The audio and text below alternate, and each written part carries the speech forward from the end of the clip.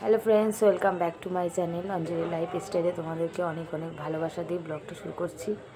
তো এখন বাজে ওই 2:05 মতো। তো যেটা আর কি বলার ছিল তোমাদেরকে, বেশ কয়েকদিন হলো দেখছো আমি কোনো ব্লগ ভিডিও করতে পারছি না। তো তার কারণ হলো তোমাদেরকে বলবো, সেটা অনেক বড় দুঃখের কারণ। সেটা হলো আমার মা আর নেই। মা চলে গেছে আমাকে ছেড়ে অনেক দূরে। দেখেছো তো মার ভিডিও তোমাদের সঙ্গে আমি অনেক শেয়ার করেছি। মা আর নেই, তাই আর মার চলে যাওয়ার ভিডিও তোমাদেরকে শেয়ার করিনি। অনেকেই হয়তো তোমরা ভাবতে পারো যে এরকম সময় কারোর মন মানসিকতা ভালো থাকে না, আবার ভিডিও শ্যুট করে সেটা আবার দেখাচ্ছে। তার জন্য এটা একটা খুবই দুঃখজনক ব্যাপার আর লজ্জাজনক ব্যাপার। যদি আমি ভিডিও করে ছাড়তাম, সবাই খারাপভাবে তোমরা নিতে, ঠিক আছে? কিন্তু সেই জন্য আমি আর আমার মার ভিডিওগুলো শ্যুট করিনি। মাকে নিয়ে যাওয়া, মায়ের কাজকর্মগুলো সব কিছু আর ভিডিও শ্যুট করিনি আমি। আর সেরকম অবস্থা আমি ছিলামও না। সত্যি কথা বলছি যে আমি ফোন ধরে ভিডিও করব সেরকম মানসিকতা আমার ছিল না। তবে ইউটিউবের একটা নিয়ম আছে, রেগুলারিটি মেনটেন করা, সেটা আমি করতে পারিনি, ঠিক আছে? আমার ভীষণ পরিমাণে কষ্ট হয়েছিল, যার কারণে আমি এইসব ভিডিও শ্যুট করিনি, করার মতন অবস্থাও না। আর যদিও বা কেউ হয়তো আমাকে যদি করেও দিত, সেটা আমি যদি আপলোড দিতাম ভবিষ্যতে, তো কিছু কিছু বন্ধুরা আছে তাদের খারাপ লাগতো। করাটা ঠিক না। এই সমস্ত ভিডিও করে সোশ্যাল মিডিয়ায় ছেড়ে কোনো লাভ নেই। এতে করে লোকে খারাপ বলবে। আর আমার তো মন মানসিকতা এরকম ছিলই না। তো যাই হোক, কী করব, মা তো এই অবধি আয়ু ছিল মায়ের, আমাদের সাথে কাটানোর সময় এটুকুই ছিল। এই নিয়ে আর কি আমরা মনকে বুঝ দিয়ে চলছি যে মার যে পরিমাণ শরীর খারাপ ছিল, তাতে করে আমার মা থাকতো না, চলেই যেত। আমার একটাই খারাপ লাগছে যে আজকে মার যখন খুব শরীর খারাপ, তখন মায়ের কাছে একটু থাকতে পারিনি আমি। আমার ছেলের মাধ্যমিক পরীক্ষার সামনে, ওকে একটু সময় দিতে হবে, তাই মাকে আমি খুব একটা সময় দিতে পারিনি। আমার খুব খারাপ লাগছে। তো কী করা যাবে? যে রোগে আমার মা আক্রান্ত ছিল, একদিন হয়তো মা সত্যি চলে যেত। আমি চৌদ্দর কাজ করে উঠলাম, এই কালকে করলাম মায়ের কাজ। মা গেছে মঙ্গলবারে, মারা গেছে মঙ্গলবার রাত 2:30-টের সময়। তো 12টার পরে তো বুধবার পড়ে যায়, তো সেক্ষেত্রে বুধবারই হয়। তো মা মারা গেছে। মারা যাওয়ার পরে মার কাজকর্ম, মানে মার যেসব নিয়ম মেয়েদের পালতে হয়, সেগুলো করে এই কালকে কাজকর্ম করে উঠেছি। তো ভাবছি অনেক দিন ভিডিও শ্যুট করা হয় না, তো আজকে থেকে আবার নতুন করে স্টার্ট করলাম ব্লগ ভিডিও করার জন্য। তো বন্ধুরা, কি বলবো, আমার ভীষণ কষ্ট হয়েছে। মানে আমি দিশা খুঁজে পাচ্ছি না যে কি হারিয়ে ফেললাম। এই পৃথিবীতে যে মা কত বড় জিনিস, আর মা যে কি, একমাত্র যার আছে সে বোঝে, আর যার নেই সে তো আরও বেশি করে বুঝবে। সত্যি কথা বলতে এখন এই যে মনের কষ্ট দুঃখ শেয়ার করার মতন কোনো জায়গা নেই। কার কাছে বলবো? মা নেই। বাড়িতে যখন যেতাম, মা মা বলে ডাকতাম, তখন কিন্তু মা ছুটে আসতো। মা এসে বলতো, ভালো আছিস, বস, কী খাবি জিজ্ঞাসা করতো, চা খাবি, মুড়ি খাবি। দেখেছো তো আমি ভিডিও করে ছেড়েছি। তো সেসবগুলো বলার মতন আর কেউ নেই। ফোন করি যখন বাবার কাছে, তখন বলতাম, বাবা মার কাছে দাও, মার কাছে দিত।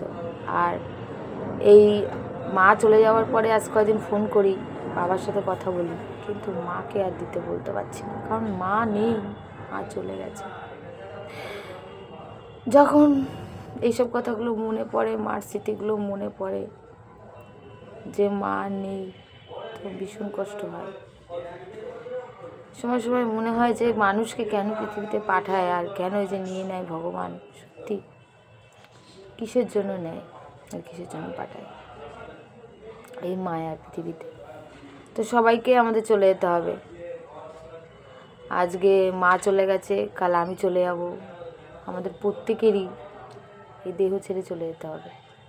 এখন ওই মনকে বুঝতে আর কি জীবনটাকে চালিয়ে নিয়ে যেতে হবে, এটাই সৃষ্টির নিয়ম। কী বলবো, আর ভালো লাগছে না। এই তোমাদের সাথে বলছি না, আমার কষ্টে বুকটা ফেটে যাচ্ছে। আর কালকে তো মায়ের কাজের জন্য ফটো লাগতো, তো ফটো তো মার একা ফটো তো কোনো দিন তোলা হয়নি। আমার ছেলের সঙ্গে একটা ফটো, মানে আমার এই ঘরেতেই তোলা, সেই ফটোটাকে সুন্দর করে বাঁধিয়ে নিয়ে এসেছি। চলো তোমাদেরকে একটু দেখাই আমার মার ফটোটা। তো এই ফটোটা হলো বেশ কয়েক বছর আগের ফটো, যখন আমার বাবার দাঁতের অপারেশন হয়েছিল, মানে দাঁতের গোড়া, তখন আমার মা এসে আমার এখানে ছিল বেশ কয়েকদিন। তো তখন আর কি আমার বর আমার মায়ের আর ছেলের ফটোটা তুলেছিল। তো চলো দেখাই তোমাদেরকে। আর তো কিছু শেয়ার করতে পারলাম না, পাড়ার মতন মানসিকতায় ছিলাম না। আমার মাকে কত সুন্দর লাগছে দেখো। দাঁড়াও আমি নিয়ে আসি ওই যে মার ফটোটা, বন্ধুদের সাথে একটু শেয়ার করি।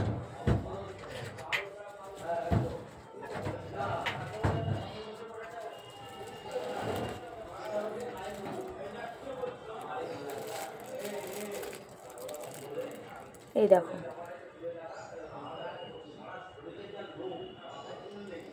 দেখে মনে হচ্ছে আমার মা স্বয়ং বসে রয়েছে। আমার মা,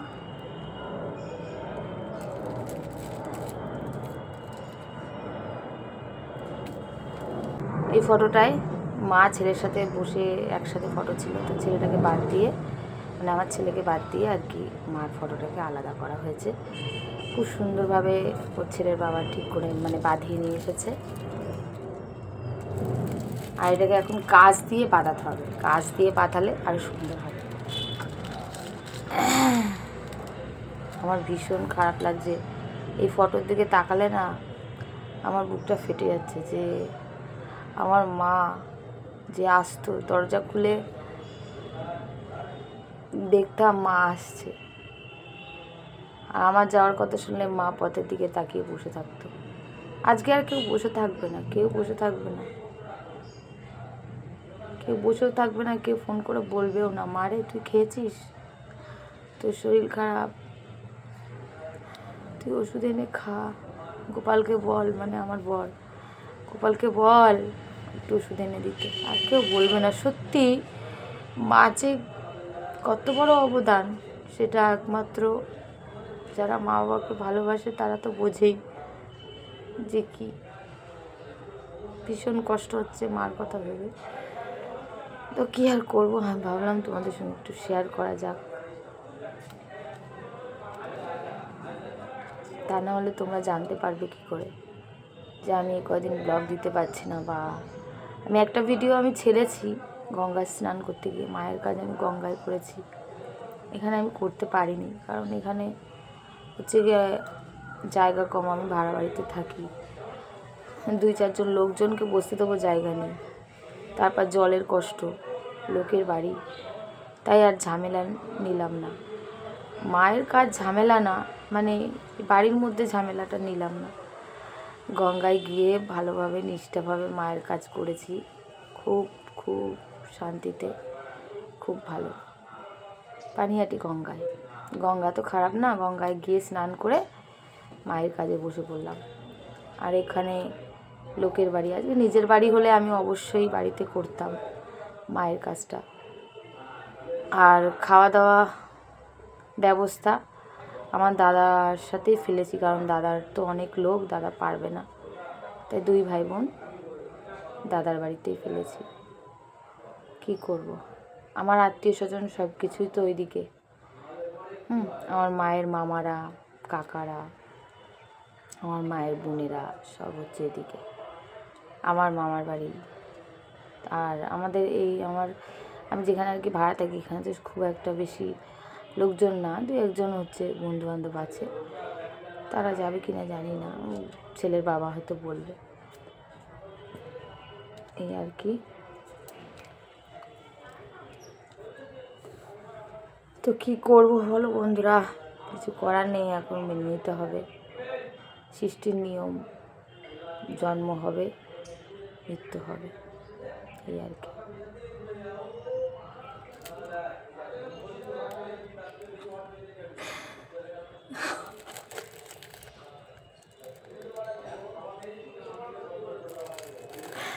মা চলে গেল, এই বুকটা ফাঁকা করে মা চলে গেল বন্ধুরা।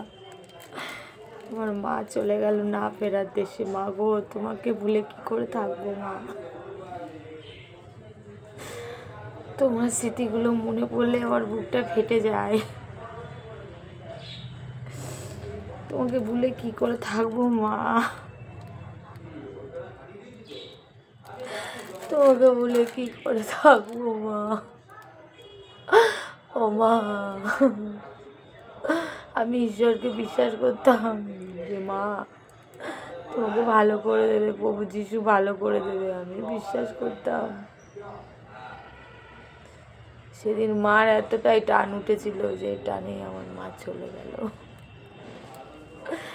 ধরে রাখতে পারলাম না মাকে, ধরে রাখতে পারলাম না।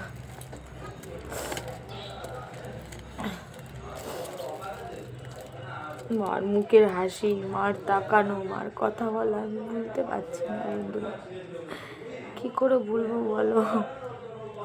মা এমন একটা জিনিস, শুধু ভালোবাসা দিতে জানে, শুধু কষ্ট করতেই জানে। আমার মা অনেক কষ্ট করে চলে গেল এই পৃথিবী ছেড়ে, অনেক কষ্ট করে, অনেক কষ্ট করে।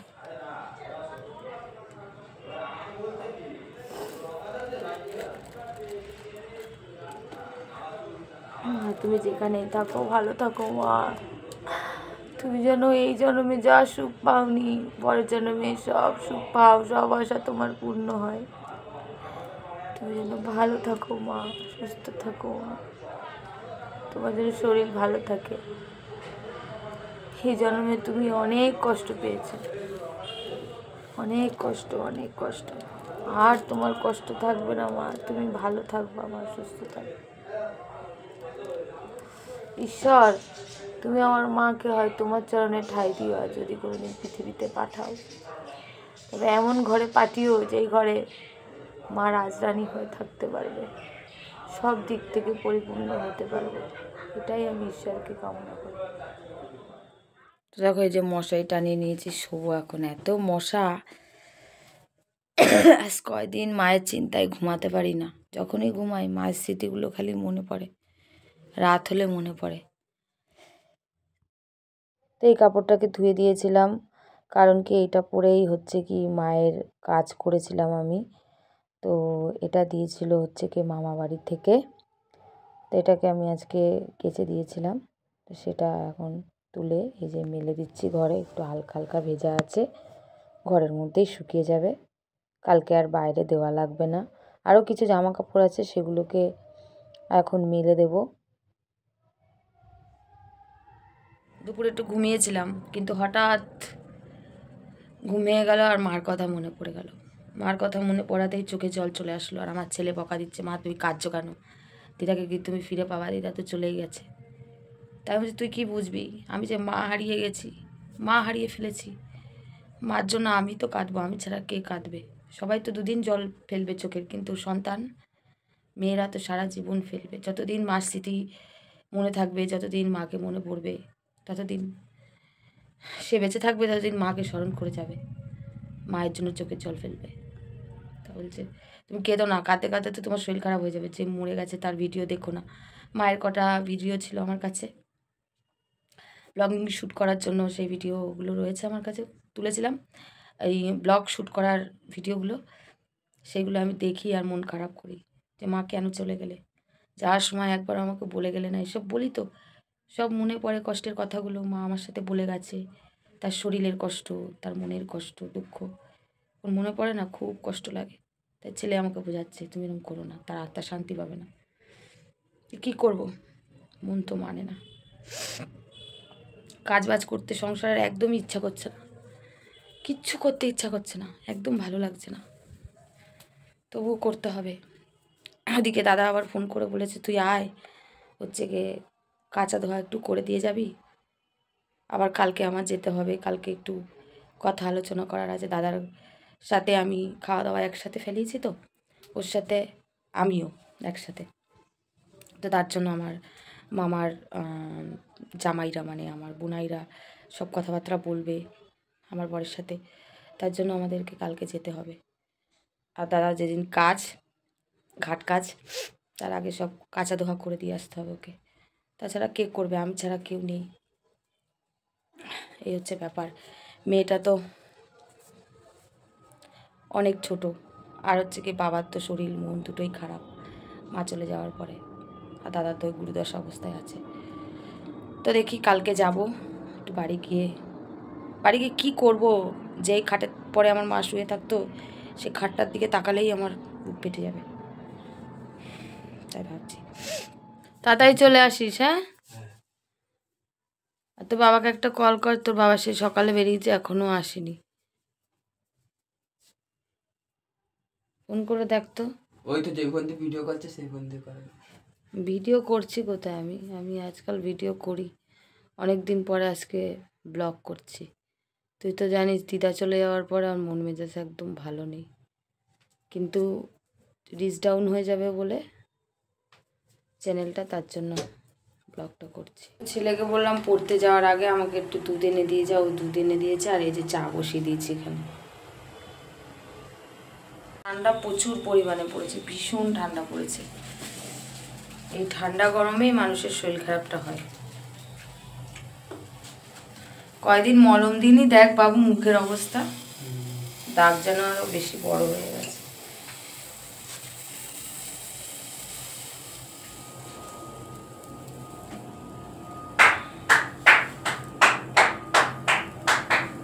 এত মশা, মানে চা করতে গেলে চায়ের ওপর থেকে এরকম করতে হয়, তা নাহলে কখন টপ করে পড়বে। ঠিক চা হয়ে গেল।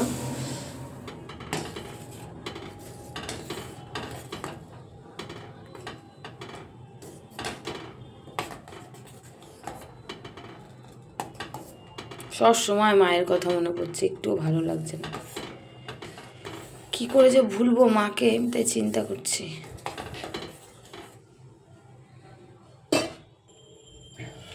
দাঁড়া, পড়ে যাবে কিন্তু, জল না দিলে হয় বলতো? 10 টাকার দুধে কয় কাপ চা খাবি তুই? তোর তো আবার একটু বেশি লাগে।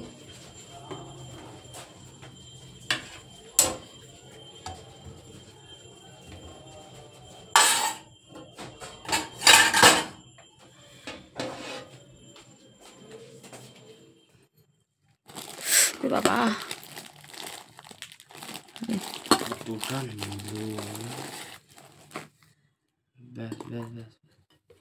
তুই তো দেখছিস কোনটা কম হয়েছে কোনটা বেশি। আর আজকে নিয়ে এসে দেখো লাঠি বিস্কুট, একদম ভালো লাগে না এই বিস্কুটগুলো, প্যাকেট থেকে বার কর।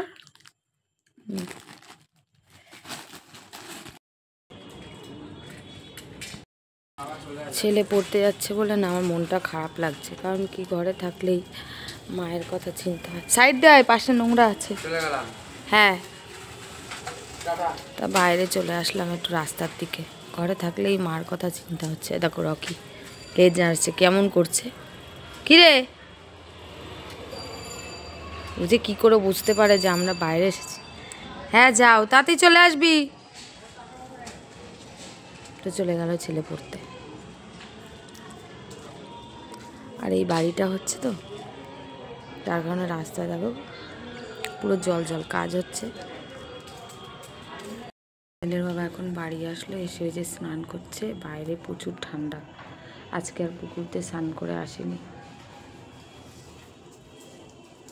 আর এখানে আমি এই যে ডিমের ঝোলটা গরম করতে বসিয়েছি, আর হচ্ছে কি ওকে একটু গরম জল করে দিলাম, তা নাহলে স্নান করতে পারবে না, এত ঠান্ডা তো।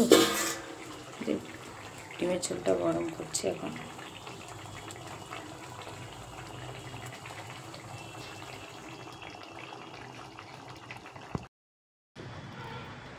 আয়, তাড়াতাড়ি ছুটি দিয়ে দিল তো আজকে। তোর বাবা এসে ঘুমাচ্ছে, খাওয়া দাওয়া করলো না, বললো কচুরি খেয়েছি গ্যাস হয়েছে, ঘুমাচ্ছে। স্নান করে তারপর একটু ঘুমালো, সেই সকালে বেরিয়েছিল না 7টার সময়, আর সন্ধ্যা 7টার সময় ঢুকেছে ঘরে। 12 ঘন্টা, এই হচ্ছে ব্যাপার। একটু আগে তোর মামা ফোন করলো, ওই যে আমাদের যাওয়ার কথা, আর ও একটু কাঁচা ধোয়া করবে তো, তা আমি বললাম তো ছেলের তো পরীক্ষা আছে, দেখি যদি তোর নোয়া কাকু যায় তোর সাথে, তাহলে আমি গিয়ে কাঁচা ধোয়াটা করে দিয়ে আসবো একদিন। কি করব বল, ওর তো কেউ নেই কাজ, ঘরের কাজকর্ম করার মতো, আর ওর মেয়ে তো ছোট, যেতে হবে একদিন।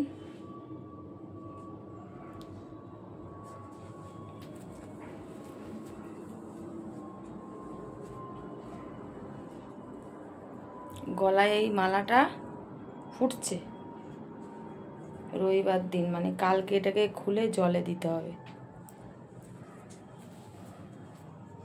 তো ছেলের বাবা এখনো আসেনি, আমি ছেলেকে খেতে দিলাম, দিয়ে আমিও খেয়ে নিলাম।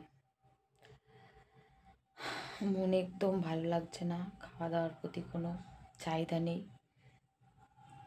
তো কী আর করা যাবে, জীবনটাকে তো চালাতে হবে, পেটটা তো আর মানবে না। তাই খেয়ে নিলাম, খেয়ে নিয়ে এখন একটু শোবো। 2-3 রাত ভালো করে ঘুমাইনি, আর এদিকে দেখো মুখে মলম লাগিয়েছি। আর ছেলে ওদিকে শুয়ে পড়েছে, ঘরে অন্ধকার তো দেখা যাচ্ছে না, মশারিটা নিয়ে শুয়ে পড়েছে। তো চলো, গুড নাইট, সবাই ভালো থেকো, সুস্থ থেকো, সাবধানে থেকো, যে যার নিজের খেয়াল রেখো। দিনকাল বন্ধুরা খুব খারাপ, আর সবাইকে একটাই কথা বলি, সবাই সবার সঙ্গে ভালো ব্যবহার করো, যেহেতু আমাদের হাতে খুব কমই সময়, কি কখন চলে যাব ঠিক নেই। আজকে ধরো আমি তোমাদের সঙ্গে কথা বলছি, ব্লগ করছি, কালকে দেখলে আমি মরে গেছি, এরকম একটা ব্যাপার। তাই সবাইকে আগলে রাখো, ভালোবাসো, কেউ ঝুট ঝামেলা অশান্তি করবে না। তো চলো, গুড নাইট।